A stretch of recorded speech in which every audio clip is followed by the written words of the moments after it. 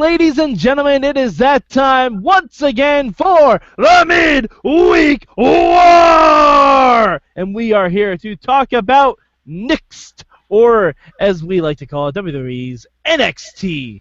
With me, as always, is the Mayhemmy-nominated Patreon subscriber, Tonio Garza. How are you, sir?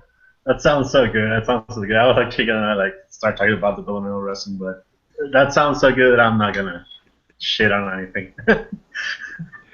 I love your lower third, by the way, sir. That looks great.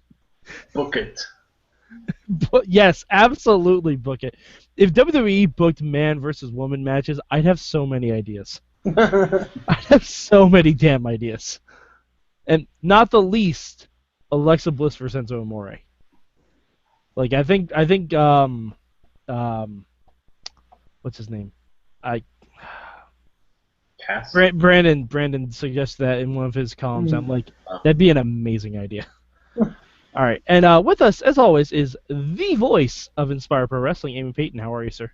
Also Mayhemmy nominated for, what was it, Host of the Year or whatever? Yeah, you know what? I'm nominated for Host of the Year too, Eamon. Don't get a fucking swelled head, all right? Okay. All right? Okay. Ours is a Patreon. He gets special mention. You're the voice of a fucking wrestling company, and you'll be happy with that. I am. You ain't gonna win the Mayhemmy. I am. Yeah, well, we'll see about that. But hey, let's talk about NXT or Knicks or yes, that thing. Let's do that. I'm excited. God, I can't say words. I'm excited. All right. So we're gonna do the same way we always do.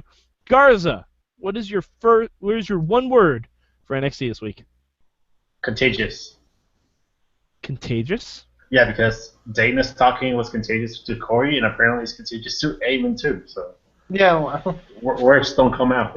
Hey, you leave Dana Brooke out of this, all right? Dude, I am Dana Brooke fan number 1. She's not doing nothing. She's a glorious angel. Yeah. She's a glorious gray-haired angel. All right, Eamon, what's your one word this week? Impressive. Alrighty. My one word is going to be wrestling. Yes. My lower third. Yeah. Third. There we go. Yeah. Johnny isn't a last name of Johnny Wrestling. All right. Garza, what is your good for NXT this week?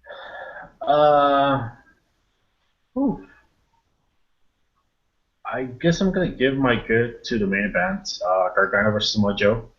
It was a good match. It didn't get as much time as I wish it would, but for the time they got, it's a really good match.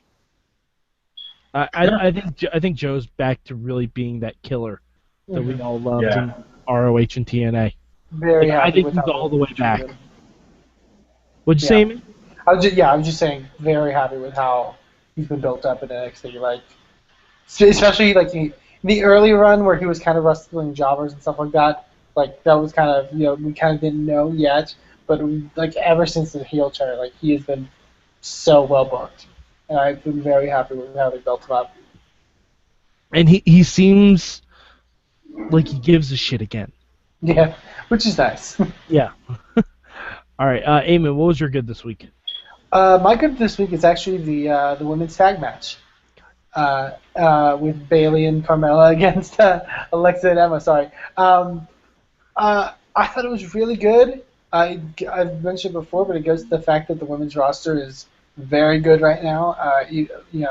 As far as talented people. I'm very excited for Bayley and Carmella based off of the tag match, especially with Carmella. Like I know she didn't have a lot of offense necessarily in the match, but the stuff she did well, and I was very happy with. Like I think that was by design too. Yeah, but it was also intelligent, like the way they structured the match together. But like I remember, like early Carmella matches, it wasn't like anything really to call hell about, and now she's incorporated a lot of new things. I love like the Hurricanrana that she does out of the corner. I love the flatliner that she did to set up to her submission finish. It all looked really great. Yeah, I was very impressed with it. Yeah, it was real. Before I get to my good, I need to mention Dana Brooke. Dana Brooke is the best manager in WWE. I'm saying that. She's pretty good. She's fantastic. Like, didn't she say at one point, like, Emma, she's over here, like, talking about Alexa to tag out? Yeah. Just stuff like that. And Bayley getting into it with Dana on the outside. That was a nice little kind of. Yeah. You don't see that a lot, you know. No, because there's not really many managers. Like, could you imagine Dana Brooke managing a heel Roman Reigns? Come on, make that happen. It's a lot. She is probably. I'll say she's the best diva manager currently, but that's because her only competition is "Come on, Nikki." Come on, Nikki. Well, there's also Lana. You know, if you can find her on the milk carton. Yeah, well. You know. All right. Well, since you bastards took both of my goods this week, I'm going to say the build-up for a triple threat match for a number one contendership. It was very cool to see the different kinds of styles. Because like Sammy was fighting Adam Rose. Adam Rose, that's right, and Adam Rose is jobber to the stars, but Sammy still had to fight and find a way to do it. It wasn't like a normal squash match. Like Baron, who was he wrestling again? I know Rich Swann. Yeah. Oh, yeah. He was really good, but again, it was a Baron squash match for the most part. And then Joe had a hard hitting match with Gargano. It was very to see the three dichotomies of styles. I thought it was a really great build for next week. Yeah, I also think it was a very smart move to put Rich against Baron. Like, from the fact that Rich was bumping for him like crazy. Oh yeah, he took a 450 bump for Christ's sake. Yeah, it was really impressive. Yeah, I'm very excited for the triple threat. Did you guys notice that Sami Zayn and Baron Corbin had to use other moves to win their matches? Yeah. I found that kind of like interesting. I think it's good. Well, because Joe has the muscle buster and the coquina clutch, and Sammy really only had the haluva kick, and Baron really only had the end of days. So it makes sense that they all established two finishes. Yeah. No, I mean, regardless of this feud, every wrestler should have two finishers, in my opinion. Yeah, I think so. Because you kind of work them depending on the guy. But I found it interesting that at least those two guys did them at the same show. So, yeah, it's a nice touch. Yeah, I mean, even if you consider Joe using the coquina clutch, I mean, his standard finish is the muscle buster. Yeah. So, I mean, they all kind of use their secondary finishes, which is nice. All right, but, so, Garza, what was your bad this week? My bad is, can we stop jobbing Ty Dillinger? Like, honestly, I don't even think he jobbed though. Like I actually like that match with Apollo. Apollo Crews kicked out of his only finisher. He doesn't have to. All right. He just His finisher. That's a horrible finish. I didn't even know it was his finisher. Yeah, it not sucks, only but that, there's no name for it. I think he has a name. Well, the announcer sure didn't know it. No, I think they did. Maybe they did. I don't remember. But I don't as much as I like Ty Dillinger, I don't like his finish. I mean, yeah, I don't like his finisher either, but that's not a reason to kick out of it if that's your finish. So, But has he won a match with it? Don't you kind of have to do that for it to be a registered finish? Yeah, he has. When? I don't remember seeing it. When he started using it. All right, I don't remember seeing it. Well, it's Because been a while. when he started doing the 10, well, yeah, it's been a while since he won a match, but Exactly. Let's stop jobbing Ty Dillinger. Well, I can see what you're saying, but I still think they gave him a bit more of a competitive match with Apollo Crews, especially opposed to like the match they had, say, at the Takeover where Apollo debuted. Like it was a bit more competitive, I felt. I really like that match personally, but you can't push everyone all the time. yeah. I mean, they only have an hour to put people on. Like, what else would there? If there was a mid-card title in NXT, I totally agree with you. but there isn't. There's the tag teams, there's the women's championship, and there's the main title. Like without something for the middle guys to fight for. What sucks here is that you're bringing in guys that are not contracted, like Ciampa and Gargano, and they get better matches. Like Ciampa wins, and who should be a project is being jobbed. Yeah, but Ciampa just started winning. Mm-hmm. Like, yeah, like they won one match in the Dusty Rhodes tournament, and that was more of like a, hey, we got these big indie guys, look at this. Yeah. And then Ciampa and Gargano have pretty much lost every match since Ciampa's match last week. Well, I mean, but still, they have better matches. Oh, I mean, they're booked against top guys because they were in the Dusty Rhodes tournament. If J.J. Dillon was in the Dusty Rhodes tournament, I'm sure Dillinger would have gotten better matches from it too. But no, Jason Jordan's moved on to greener pastures. All right, Eamon, what was your bad this week? That's interesting. It's honestly hard to say because I really like this episode. God, I really don't know.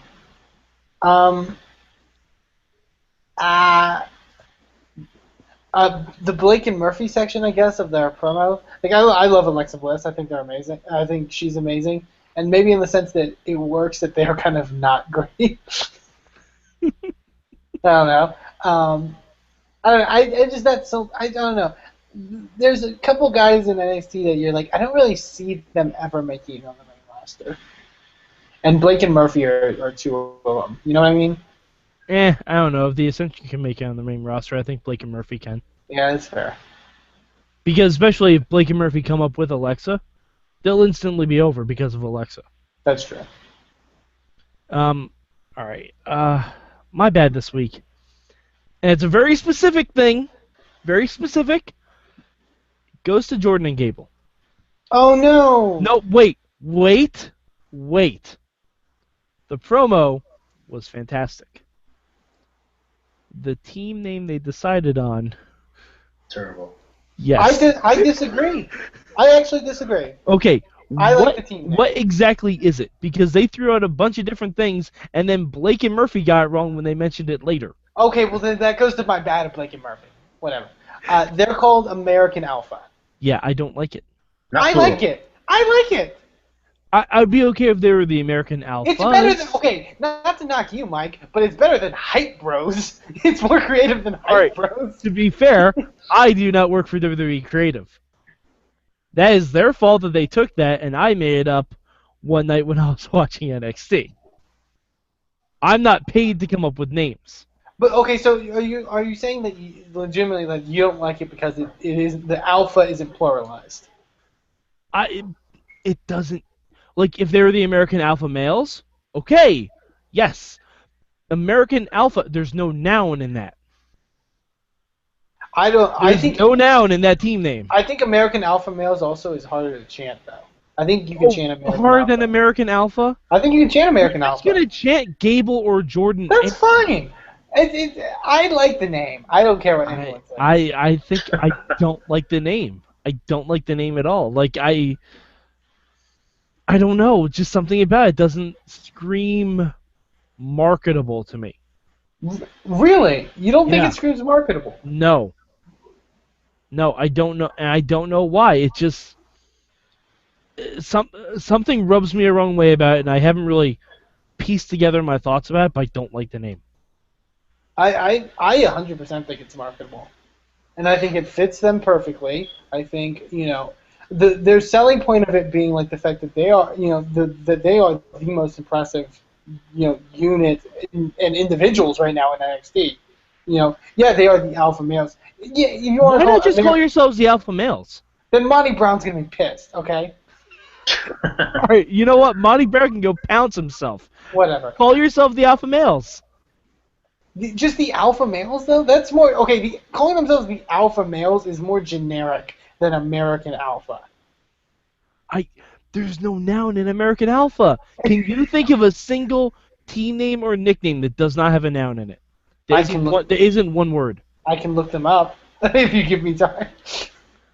I'm sure there is. But I don't know. I like the name. I like the concept of the name. I think it's marketable. I think, I've seen some people being like, I don't really like the name. Like I enjoy it. I feel like they'd put in American or like Alpha Team, the Alpha Team, Jordan and Gable. Because Isn't there like some like wouldn't that be like some like a ripoff of something? I don't even know. I don't follow. I don't think so. I don't think so.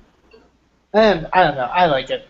Like, I think you it's can cool. get Alpha Team, Alpha Team. And I think you're thinking of Alpha Flight, which is a Marvel Comics property. Maybe. But that's not it either. Like, it just feels weird as a name to me. And I'm sure, once you keep saying guarantee you get used to it, but I guarantee you enjoy it. will get used to it. Yeah, just because I get used to something doesn't mean I'll enjoy it, Eamon. Yeah. I mean, I've gotten used to watching TNA. Doesn't mean I enjoy it. Well. Yeah, but that's my point. Like, it just is a very off-putting name to me, and it's going to be off-putting until I get used to it, and even probably a few weeks after that. I don't know. I love them. I love everything they do. They can call themselves literally anything they want, and I would enjoy I would prefer that if they're called literally anything. Jordan and Gable. Yeah, well. I was still hoping for a submission fraternity. Yeah, call themselves submission. Don't Google that one, kids. Don't Google that with your safe search off. Team CGJJ. How about that? I'm okay with that too. You can do that in Greek letters. It'd be fine. Oh God, they're not. Oh whatever. I'm sorry. If you're calling yourself Alpha, you're gonna be called a fraternity. Blake and Murphy did it less than 10 minutes after their promo. Yeah. But again, don't be like Blake and Murphy. All right. Whatever. Okay. Garza, what would you change about this week's NXT? My change, and it's actually a bigger change, is we saw this vignette of the Bob villains going heel once again. I say just kill the gimmick, repackage the guys. That's a dead gimmick. Honestly, there's no future for them. I don't think it's dead. I just don't think. It's not dead, but I don't think they know what they're doing yet. Because it felt like the heel turn happened when they said we're not shaking Gable and Jordan's hands, and then in London they were kind of face. Yeah, and then they had been heels before already, and they're going back to it. They were kind of tweeners though when they first started. If we're gonna talk about names for tag teams, they're the Vaude villains. Exactly. Yes. I think they're always intended to be a heel team, but because Simon Gotch got over, they're like, "Fuck it, let's make him faces." Yeah. Because I think they had figured this out at one point, especially with the Lucha Dragons feud, where they did that awesome video. Yeah. Like, but it's a weird go back gimmick. To that. It's a weird gimmick to try to make heel though, because it's such a comedic kind of it's. Yeah. I mean, it's kind of like making Tyler Breeze heel, and I get why you make him heel because his character is supposed to be a narcissist, but the crowd's gonna love him no matter what. You know what I mean? Yeah, I know what you mean. I don't know. I mean, I enjoy that they're going heel again, because we didn't really get much of a heel run from them in the beginning. Like, it was kind of every week we didn't know if they were faces or heels. Yeah. And I liked the vignette. I thought the vignette was pretty cool. Like, just this slight switch in Simon Gotch's face. I'm like, oh, okay, he's ready to get serious. It's fine. Right. I mean, you have to turn someone heel. Like, there's a lot of face tag teams in NXT. Yeah, they definitely need to go heel. But I hope that it's not the same old-timey silent movie. I think it can be. I think. No, they can. I hope not. Okay. All right, Eamon, what will be your change this week? God, I don't know. It's so hard to pick a change.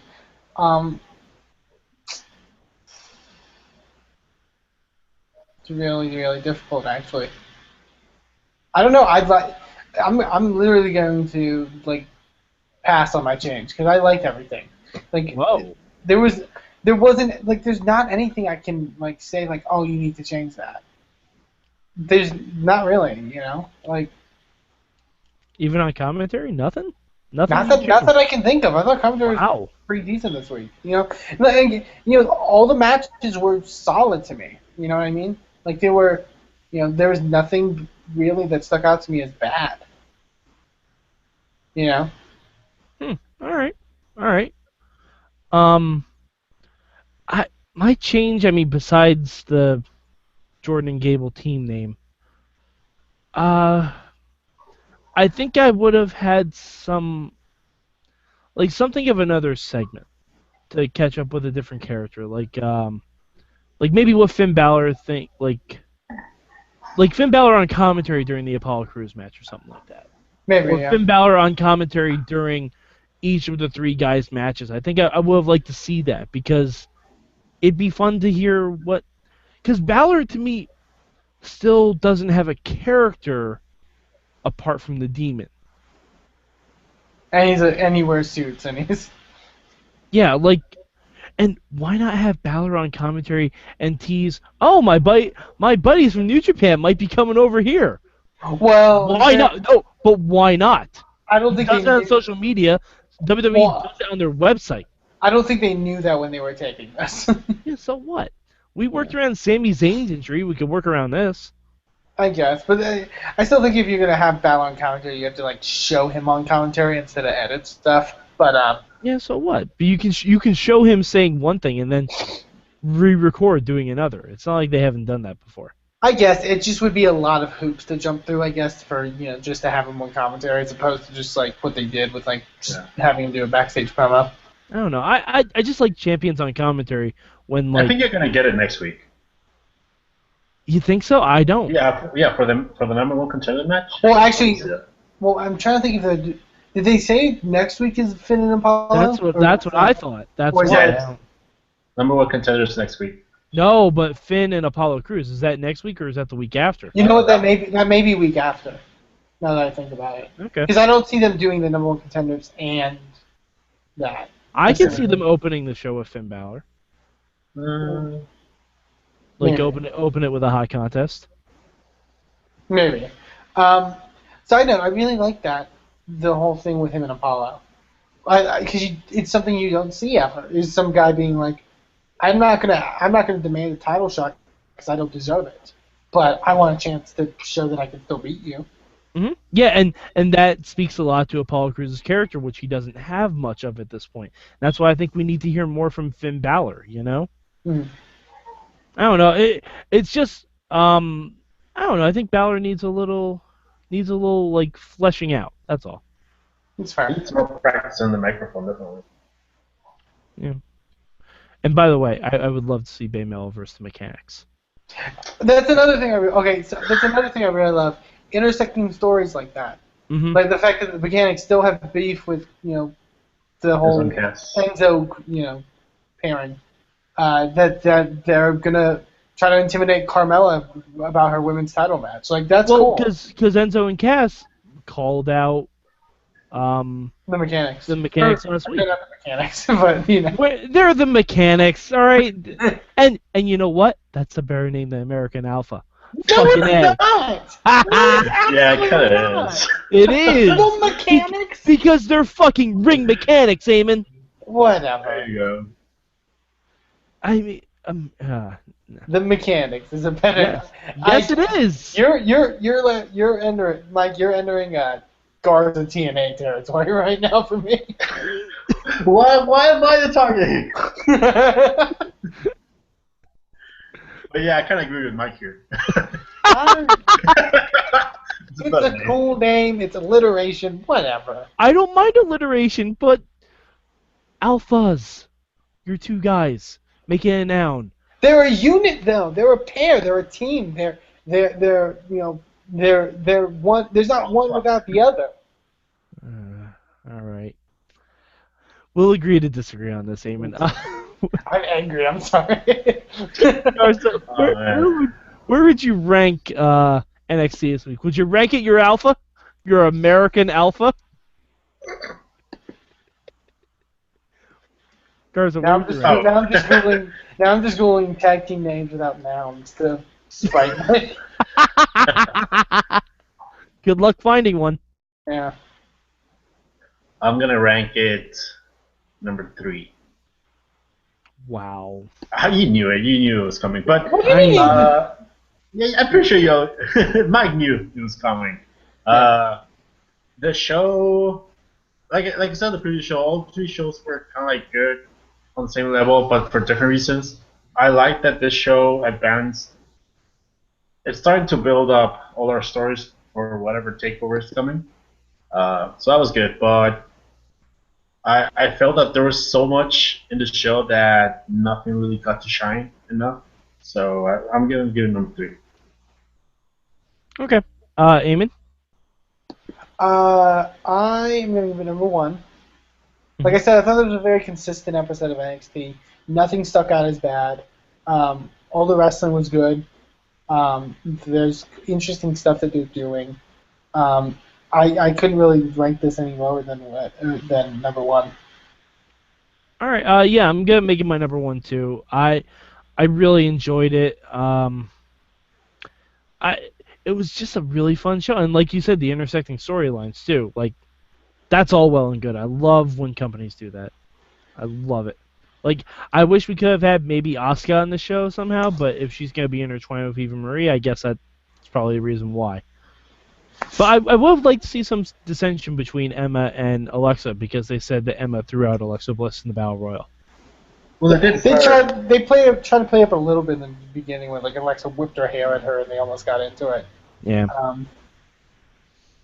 But yeah, so number 1 for me and Eamon, and Garza is delusional. All right, so realistic. Sure you are. Garza, where can people find your realistic takes on the internet? You can find me at DW Revolution, where my takes are realistic. And you can find me at I hate Twitter too, to be honest. Couldn't help it. I totally hate Twitter. And you can go to the WMS Facebook group, where I usually constantly post stuff. And it's all about TNA. Not really. And pay no attention to the post I just made on Facebook. Eamon, where can the people find you on the internet? They can find me at Eamon2, please, and they can also check me out on Twitter for the wrestling company I work for, at Inspire Pro Res. All right, and I am at MadMike4883 on the Twitter machines. I also do the Total Divas wrap-up, which has returned with Jen Carlins, and oh boy, do Jen Carlins and I get into it about Total Divas. Also, if you go to WrestlingMayhemShow.com, last week we had co-executive producer Chris DeJoseph of Lucha Underground. And man, he gave us some juicy tidbits about what we can expect from Lucha Underground Season 2, which will be returning to this very program next week. That's right, 4 shows we will be reviewing. 4 shows. God help us. And next week we will be talking more about NXT. I think NXT booked this triple threat to kind of counteract Lucha Underground. Do you guys think so? Let's go with that. Let's say that. I think they did. I think they did, because they know what day Lucha Underground's coming back. They knew what day the triple threat was going to air. You know. I think it could be counter programming. Or NXT. But anyway, next week will be super exciting with 4 shows here on the Midweek War.